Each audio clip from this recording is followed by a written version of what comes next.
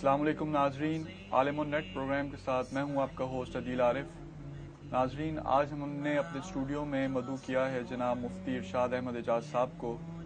آئیے آج ان سے سوالات کرتے ہیں۔ سب سے پہلے میں آپ سے یہ سوال کرنا چاہوں گا کہ رمضان کا مہینہ قریب ہے، تو یہ آخر، اور جہاں تک میرے علم میں ہے، رمضان اور جو روزہ جو ہے وہ ہر مذہب میں مطلب کسی نہ کسی طریقے سے موجود ہے، خاص طور پہ جیسے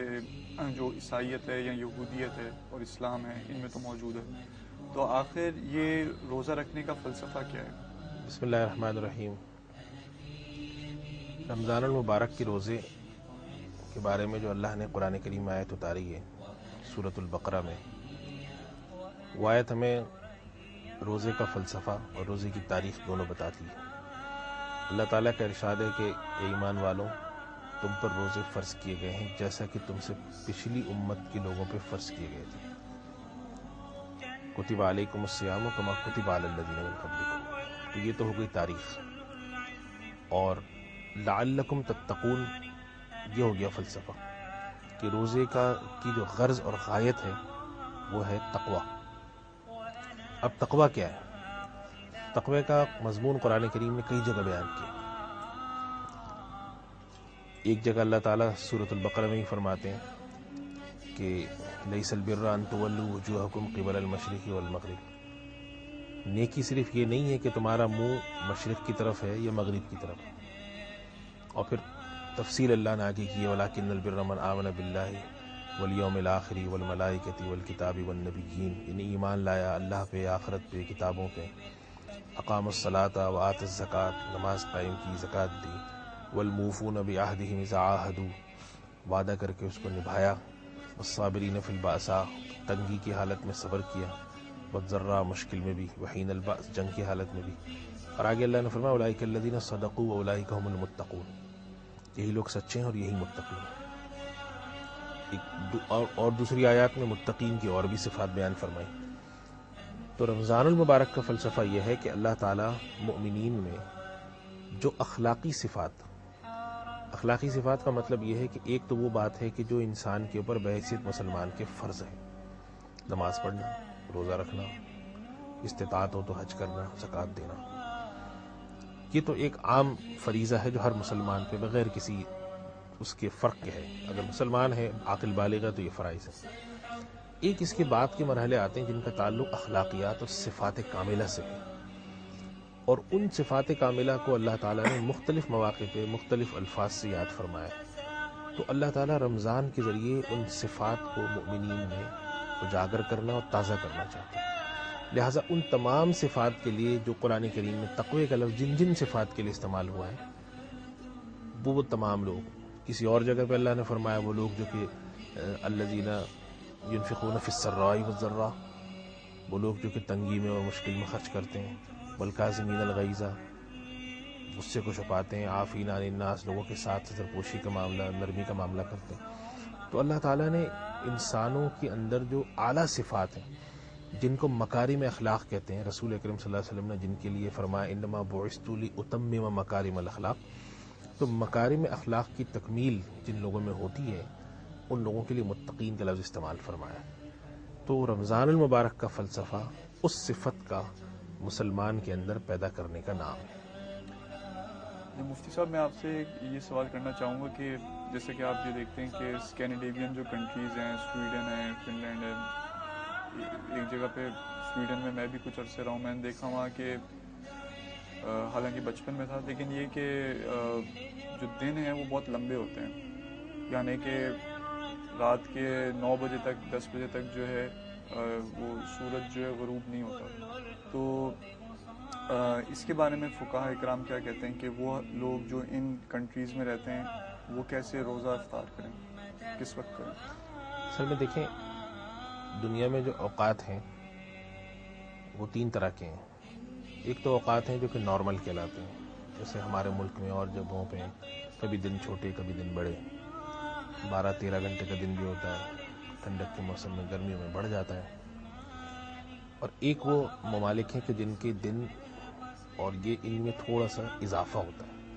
مطلب یہ کہ بجائے اس کے کہ وہ 15 گھنٹے کا دن ہو یا 13 گھنٹے کا دن ہو، وہ 16 گھنٹے کا دن ہوتا ہے، 18 گھنٹے۔ اب تیسرے وہ ممالک ہیں کہ جن کے دن جیسے بہت عرصے تک رات ہی رہتی ہے، وہاں پہ بہت عرصے تک دن رہتا ہے۔ اس کے بارے میں فقہائے کرام نے ابھی اس وقت جو حالات آئے ہیں، خاص طور پر دنیا نے ڈسکور کیا ہے، اس میں مختلف آراء سامنے آئی ہیں فقہائے کرام کی۔ جو محتاط ترین رائے ہے ان ملکوں کے لیے جہاں پر 6 مہینے کے دن یا رات ہیں، یا بہت بڑے بڑے دن ہیں، یعنی سمجھیں کہ آپ 18-20 گھنٹے کا دن ہے، 21 گھنٹے کا دن ہے، رات جو ہے وہ عملاً جو ہے وہ 3 گھنٹے کی، تو ان کے بارے میں علماء کرام کی رائے یہ ہے کہ عملاً انسان کے لیے اس طرح کا روزہ ممکن نہیں ہے، کوئی زندگی نہیں گزر سکتی اس طرح سے، ظاہر ہے کہ 6-7 گھنٹے تو سوئے گا آدمی۔ تو اس کے لیے طریقہ کار یہ ہے کہ ان ممالک میں بھی یہی ہوتا ہے کہ اس کے لیے وہ ایک کیلنڈر سے بنا لیتے ہیں، دن کو دن سمجھتے ہیں، رات کو رات سمجھتے ہیں، اس ترتیب پر روزے رکھے جا سکتے ہیں وہاں پہ۔ دوسرے وہ ممالک ہیں کہ جہاں پہ دن تھوڑے سے بڑے ہوتے ہیں، یعنی کہ پاکستان کے یا ہندوستان کے جو ان علاقوں کے ملک ہیں، ان علاقے کے جو ممالک ہیں، ان کے مقابلے میں وہاں وہ روزے کا وقت زیادہ ہے۔ یعنی فرض کریں کہ پاکستان میں اگر 13-14 گھنٹے کا روزہ ہے تو وہاں پر ہو گیا وہ 15-16 گھنٹے کا۔ تو یہ جو ہے اس کے بارے میں، چونکہ یہ بہت زیادہ غیر معمولی نہیں ہے، اس کے بارے میں تو یہ کہ بہتر یہ ہے کہ اس کا دن ہی گزارا جائے۔ ہم زیادہ تر یہ سمجھ سکتے ہیں کہ دن وہاں کا لمبا ہے، اس کے مقابلے ایک جگہ دن چھوٹا ہے، ایک جگہ دن لمبا ہے۔ تو اس وجہ سے جو اس طرح کے اوقات والے ممالک ہیں، یہاں پر تو فتویٰ ہم یہ نہیں دے سکتے کہ بھئی وہ 2 گھنٹے پہلے افطار کر لیں، اس لیے کہ اس کا مطلب ہو جائے گا کہ ہم یہ فتویٰ دے رہے ہیں، روزے کو ہم ٹائم سے ناپ رہے ہیں کہ 16 گھنٹے کا روزہ ہے یا 14 گھنٹے کا روزہ ہے۔ تو اس وجہ سے یہ چیز تو ہم اس کو ترجیح نہیں دیتے۔ البتہ وہ جو ہیں جن میں ایکسٹریم لمٹس ہیں، 3 گھنٹے، 2 گھنٹے، 4 گھنٹے، 5 گھنٹے کی راتیں، تو وہاں پر پھر البتہ اس کی گنجائش نکلتی ہے کہ آپ اس کو جو قریب کے ممالک ہیں ان کے لحاظ سے اوقات کی تقسیم کر کے اور اس کو کر لیں۔ جو مغرب کا وقت طے ہوگا، فرض کریں کہ اگر کسی ملک میں 4 گھنٹے کی رات ہوتی ہے تو اس کا مطلب ہے کہ اس ملک میں 20 گھنٹے دن ہے، تو 20 گھنٹے دن ہے تو پھر فجر اور مغرب اور عشاء، تو یہ تینوں کیسے ادا کی جائیں گی؟ تو ظاہر ہے کہ ان سب کے لیے جو ترتیب قائم کی جائے گی اس ترتیب پہ روزے بھی رکھے جا سکتے ہیں۔ سب ایک چیز جو دیکھی گئی ہے عموماً رمضان کی سحری کے دوران کہ لوگ اکثر مسجد کی جو اذان ہوتی ہے اس کا انتظار کرتے ہیں کہ جب تک اذان نہیں ہوتی، یعنی اذان ہو بھی رہی ہوتی ہے اور اس وقت تک وہ کھا رہے ہوتے ہیں، سحری کر رہے ہوتے ہیں۔ تو لوگوں کے ذہنوں میں ایک تصور یہ ہے کہ جب تک اذان ختم نہیں ہو جائیں، اذان مسجد کی اذان کی آواز نہیں ہے، اس وقت تک ہم سحری کر سکتے ہیں۔ تو شرعی طور پہ اس کے بارے میں آپ کیا کہیں گے؟ اصل میں دیکھیں یہ مسئلہ واقعتاً بڑا اہم مسئلہ ہے اور اس میں بہت بے اعتدالی اور افراط و تفریط ہے۔ جو مسئلہ ہے اصل وہ یہ ہے کہ اذان کا اور سحری کے وقت کا آپس میں تعلق ہے بھی اور نہیں بھی۔ تعلق نہیں اس سینس میں ہے کہ روزے کا، یعنی جو اللہ نے روزے کا آغاز رکھا ہے، سحری کا آغاز وہ رکھا ہے رات کے ختم ہو جانے پہ، اور رات ختم ہوتی ہے کہ جس وقت سحری کا وقت ختم ہو جاتا ہے، جس کے لیے ہم عام حالات میں تہجد کا وقت جس وقت ختم ہو جائے اس وقت رات ختم ہو گئی۔ یہ وقت جب ختم ہو جائے تو اس وقت آپ کے لیے کھانا پینا بند۔ اس لحاظ سے اذان کا روزے سے تعلق نہیں ہے، اس لیے کہ ضروری نہیں ہے کہ جس وقت سحری کا وقت ختم ہو اس کے فوراً بعد اذان دی جائے۔ یہ بھی ممکن ہے کہ سحری کا وقت ختم ہونے کے 5 منٹ بعد اذان دی جائے۔ تو اس وجہ سے جو لوگ یہ سمجھتے ہیں کہ ہم اذان کے ساتھ کھائیں گے پیئیں گے، وہ اس لحاظ سے غلطی کرتے ہیں۔ تو وہ یہ سمجھتے ہیں کہ اذان کے اوپر روزہ شروع ہوتا ہے اور اذان تک کھا سکتے ہیں، یہ غلط ہے۔ اذان سے روزے کے آغاز کا تعلق نہیں۔ البتہ اذان کا سحری کے وقت کے ساتھ جو ایک تعلق ہے، جو میں کہہ رہا تھا تعلق ہے بھی اور نہیں بھی، تو تعلق جو ہونے کا پوائنٹ ہے وہ یہ ہے کہ فجر کی اذان جب دی جا سکتی ہے جب تہجد کا وقت ختم ہو جائے، یعنی رات گزر جائے۔ اور رات گزرنے کا مطلب یہ ہوا کہ رمضان میں جب سحری کا وقت ختم ہوگا اس کے بعد اذان دی جا سکتی ہے۔ اگر سحری کے وقت ختم ہونے سے پہلے اذان دی گئی تو شرعاً وہ اذان شمار نہیں ہوتی۔ مثلاً فرض کریں کہ سحری کا وقت ختم ہو رہا ہے 5:45 پر، تو شرعاً 5:45 کے بعد بعض حضرات ہمارے یہاں جو احتیاط کی رائے دیتے ہیں وہ یہ دیتے ہیں کہ 1 منٹ بعد 1 منٹ کا وقفہ دے کر پھر اذان دیں،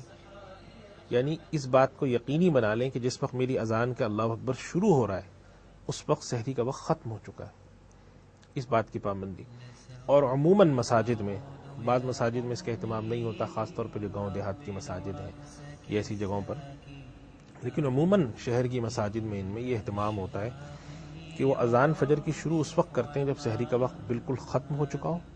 یا اس کے ختم ہونے کے بھی 30 سیکنڈ یا 1 منٹ بعد۔ تو اس وجہ سے جو حضرات اپنے سحری کے کھانے پینے کو اذان سے جوڑتے ہیں وہ بالکل غلط کرتے ہیں۔ اذان تو جب ہوتی ہے، جس وقت آغاز ہوتا ہے اذان کا، تو بالکل وہ پوائنٹ وہ ہوتا ہے کہ جس موقع پر سحری کا وقت ختم ہو رہا ہے۔ اور پھر وہ لوگ جو کہ اذان کے خاتمے تک کھاتے رہتے ہیں ان کو تو چاہیے اپنا روزہ دہرائیں، اس لیے کہ اذان کے خاتمے تک کھانے کا مطلب یہ کہ اذان اگر بہت تیز بھی دے دیں تو 2 سے 3 منٹ تو لگتے ہی ہیں اس میں۔ تو اگر 2 منٹ کی اذان ہے اس کا مطلب کہ 2 منٹ آپ روزے کے وقت میں بیٹھ کے کھا رہے ہیں۔ تو اس وجہ سے جو بہتر طریقہ ہے وہ یہ ہے کہ نقشہ اوقات لائیں اور اپنے یہاں اس ترتیب سے رکھیں، اور بہتر شکل یہ ہے کہ آپ اپنے یہاں ایک چھوٹا سا جیسے وائٹ بورڈ ہوتا ہے، چھوٹے چھوٹے وائٹ بورڈ بھی آتے ہیں، آپ کسی بڑی جگہ پر، نمایاں جگہ پہ جہاں بیٹھ کے سحری کرتے ہو،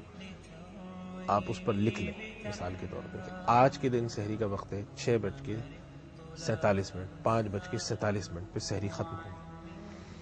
اور گھڑی بالکل اس کی عین مطابق کر کے چلیں۔ اور کوئی اگر آپ ٹی وی چینل کے لحاظ سے دیکھتے ہیں تو کسی ایک ٹی وی چینل کے لحاظ سے آپ فالو کر لیں۔ بعض دفعہ ٹی وی چینل میں 1 آدھ منٹ کا فرق بھی ہوتا ہے، تو آپ نے طے کر لیا کہ بھائی ہم اس ٹی وی چینل کے لحاظ سے فرض کریں روزہ کھولیں گے، اور جو نقشہ اوقات ملتا ہے اس کے لحاظ سے آپ نے ترتیب ملا کر دیکھ لی کہ عام طور پہ ٹی وی چینل اس کے مطابق وقت بتاتا ہے۔ اپنے یہاں یاد دہانی کے لکھ لیں کہ آج 5:47 پہ وقت ختم ہے، اور گھڑی بھی آپ نے اس کے بالکل مطابق کر لی۔ اس وقت چاہے اذان ہو یا نہ ہو کھانا پینا بند کر دیں۔ اس وجہ سے یہ بہت بڑی غفلت ہے، اپنے خاندان میں، گھروں میں، مسجدوں میں، ہر جگہ اس بات کو پھیلانا چاہیے کہ بھائی ہو سکتا ہے کہ امام صاحب نے، مؤذن صاحب نے اس بات کی پابندی کر رکھی ہو کہ وہ سحری کا وقت ختم ہونے کے 1 منٹ بعد اذان شروع کرتے ہیں، اور وہ اذان جب ختم کرتے ہیں تو 2 منٹ لگتے ہیں اذان ختم ہونے میں، یا 3 منٹ لگتے ہیں۔ تو اس کا مطلب یہ ہے کہ جس وقت ان کی اذان ختم ہو رہی ہے تو 3 منٹ کی اذان اور 1 منٹ انہوں نے بعد میں شروع کیا، تو کم از کم آپ نے سحری کا وقت ختم ہونے کے 4 منٹ بعد تک کھایا پیا ہے، تو اس کی تو کوئی گنجائش نہیں ہے۔ مفتی صاحب اگر ہم اس طرح اس کو لے لیں کہ اذان تو شروع ہی اسی وقت ہوتی ہے کہ جب روزے کا وقت ختم ہوتا ہے، بالکل، تو احتیاط کے اگر پہلو کو سامنے رکھیں تو بہتر یہی نہیں ہے کہ ہم 5 منٹ پہلے اپنے سحری کو ختم کر دیا کریں؟ دیکھیں اصل میں 5 منٹ کا وقت دینا، وہ جو وقت اتنا ہوتا ہے سخت کہ 5 منٹ کا وقت جو ہے نا وہ تو بہت زیادہ ہے، میں سمجھتا ہوں۔ یعنی یہ آپ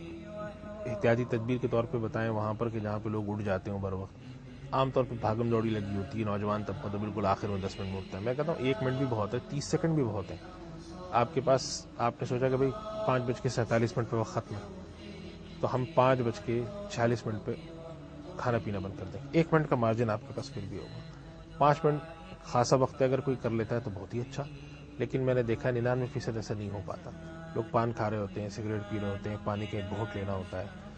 اور کچھ چائے پی رہا ہے، کوئی کچھ کر رہا ہے، تو اس وجہ سے بہتر شکل یہ ہے کہ آپ 1 منٹ کا مارجن رکھیں، اور اس بات کو آپ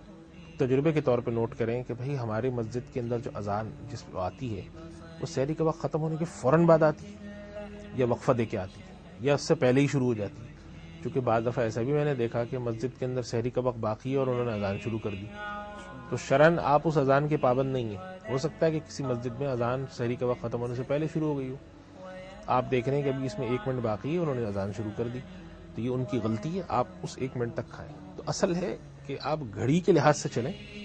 وقت متعین کر کے، اللہ نے سہولیات دے دی ہیں۔ اب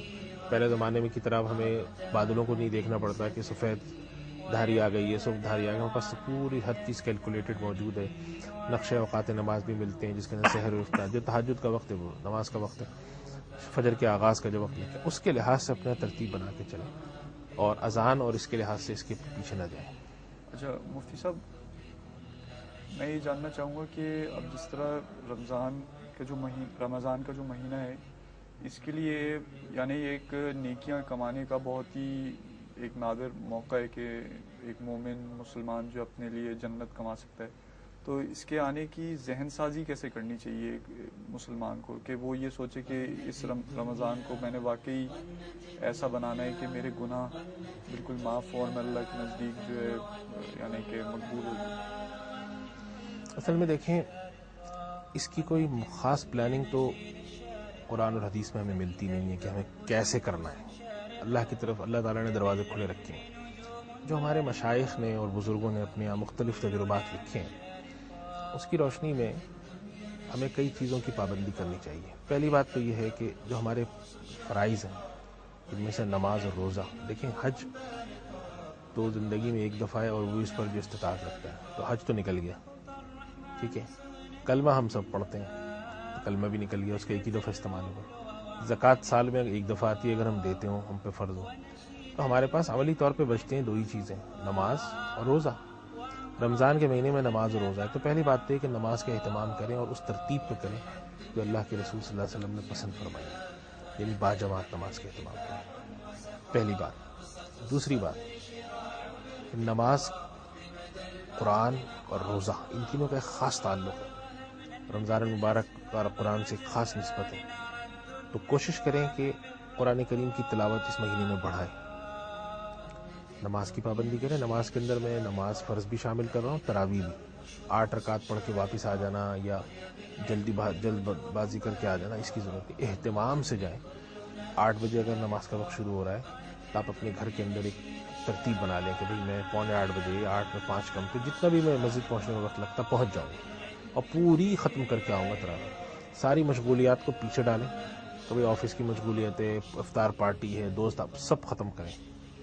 دیکھیں قیامت کے دن اور قبر میں جا کر آپ کو آپ کا عمل کام آئے گا. اللہ نے اتنی سہولت دی ہے. تو ایک نماز کا اہتمام، دوسرا قرآن کریم کا اہتمام، تلاوت کا. کوشش کریں کہ اس رمضان کے مہینے میں ایک قرآن کریم تلاوت کر کے ختم کریں.